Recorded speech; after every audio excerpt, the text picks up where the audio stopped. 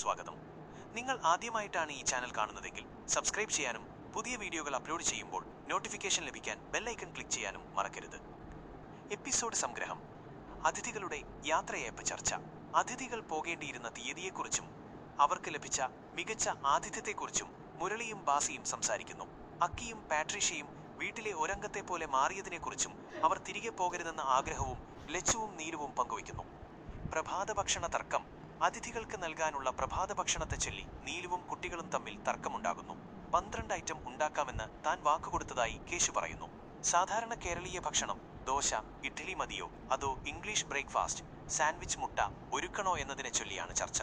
കേശു സ്വയം ഫുഡ് ഇൻസ്പെക്ടറായി പ്രഖ്യാപിക്കുന്നതും തമാശയ്ക്ക് വഴിയൊരുക്കുന്നു. വികാരനിർഭരമായ യാത്രയയപ്പ്. ബാലു ഒഴികെയുള്ള കുടുംബാംഗങ്ങളിൽ നിന്ന് അക്കിയും പാട്രീഷ്യയും കണ്ണീരോടെ യാത്ര ചോദിക്കുന്നു.